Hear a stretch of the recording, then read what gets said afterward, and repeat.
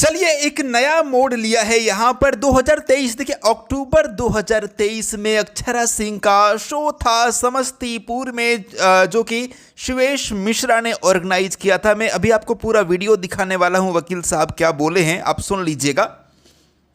तो वहाँ पर जो है अक्षरा सिंह वहाँ से वापिस आ गई थी माइक वगैरह फेंक करके, ठीक है। उसके बाद शिवेश मिश्रा ने जो है अक्षरा सिंह के ऊपर केस किया, एफआईआर किया कि मैंने जो है वो भरोसा करके बुलाया लेकिन धोखा दे दी या फिर कुछ अलग अलग तरीके से, ठीक है। तो अब यहाँ पर वकील साहब का क्या कहना है, क्योंकि इस केस में नोटिस वगैरह निकलने की भी बात सुनाई दे रहा है। सर, लोक गायिका सिने स्टार अक्षरा सिंह पर बीते दिन मतलब 2023 में समस्तीपुर में जो मामला हुआ उस संबंध में सर क्या कहेंगे? चूँकि आप लोक गायिका अक्षरा सिंह के अधिवक्ता रहे हैं, अब उनके मामले को आप देख रहे हैं, इसको किस तरह देख रहे हैं आप?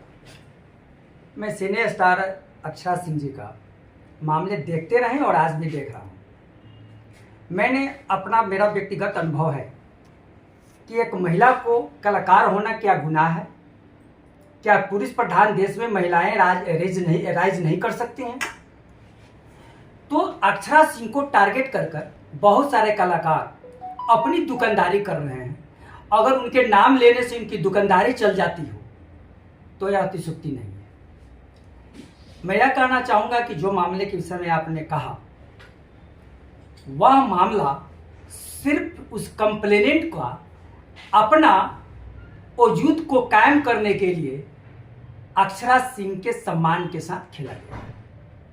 सच्चाई यही है कि उस कथित घटना के दिन उनका जो प्रोग्राम की बात है कि चले गए, माइक फेंकर चले गए, 5 लाख रुपया ले लिए, तो क्या कंप्लेनेंट ने यह बतलाया कि वाकई में अक्षरा सिंह से मेरा कोई लिखित एग्रीमेंट हुआ था, कोई अनुबंध हुआ था?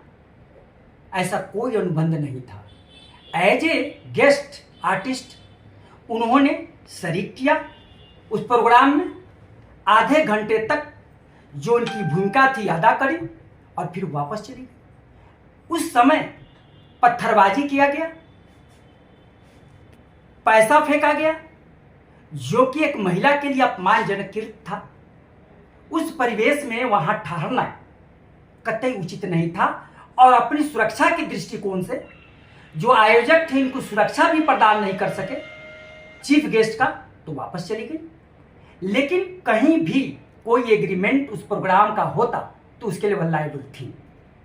तीसरी बात कि मीडिया में लगातार मैं देख रहा हूं कि धोखाधड़ी का मामला है वगैरह वगैरह, फर्जीवाड़ा करी है अक्षरा सिंह, न्यायालय ने हरी झंडी दे दिया।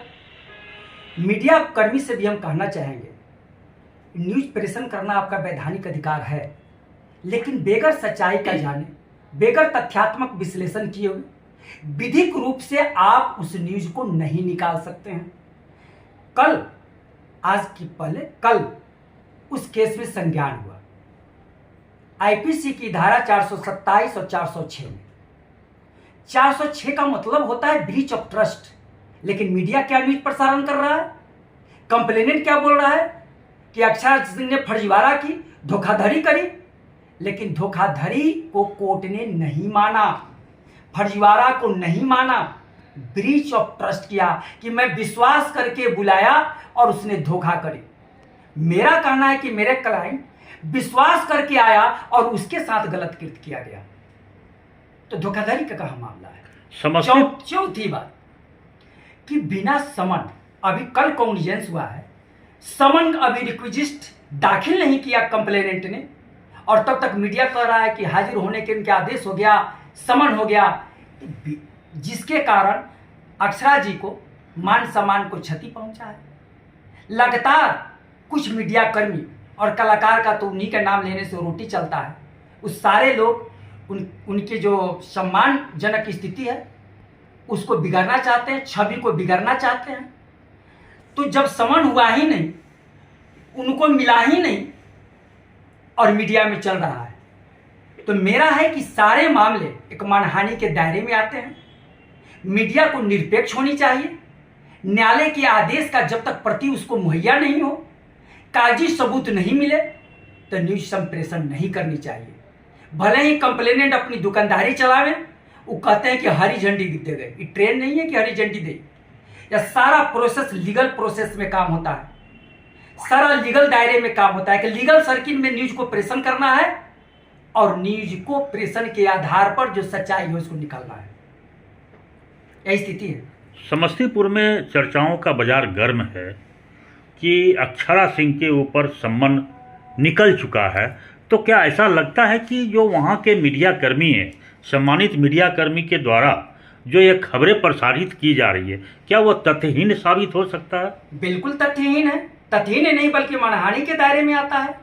चूंकि समन का आदेश हुआ है और समन का कॉपी कंप्लेनेंट को दाखिल करनी है, उसको डिक्विजिस्ट कहा जाता है। और कल समन हुआ, आज संडे है, तो समन दाखिल कैसे कर दिया कि अक्षरा सिंह को समन मिल गया?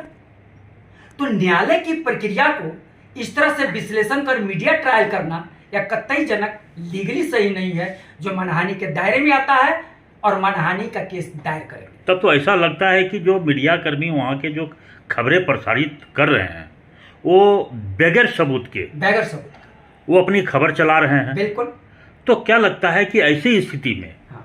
वैसे मीडिया कर्मी के ऊपर किस तरह का कानूनी कार्रवाई किया जा सकता है? क्या करेंगे आप? बिल्कुल मानहानि के दायरे में आता है और इनके न्यूज संप्रेषण से अक्षरा जी के छवि को धक्का पहुंचा है और लगातार उनके खिलाफ दुष्प्रचार होते रहा है, तो उन पर मानहानि का केस करेंगे। कब तक आप लोगों के द्वारा, चूंकि आप अक्षरा सिंह के लीगल एडवोकेट होने के नाते, कब तक इन लोगों पर एक्शन लिया जाएगा? मैं समन का जो अभी तक दाखिल नहीं है उसका ऑर्डर शीट का मैं कॉपी लूँगा। कल मैं अप्लाई करने जा रहा हूँ, चूँकि आज संडे है, कल मंडे है। कॉपी प्राप्त करने के बाद तत्क्षण उन पर मानहानि का केस करेंगे। क्या कहेंगे आप, चूँकि भावी विधायक भी हैं, हम लोगों ने मान लिया है आपको भावी विधायक, और आप प्रदेश के ओबीसी मोर्चा के प्रदेश उपाध्यक्ष हैं, तो अक्षरा सिंह के संबंध में क्या कहेंगे कि अक्षरा सिंह के ऊपर जो भ्रामक खबरें चलाई जा रही है? देखिए, बहुत स्पष्ट तौर पे अभी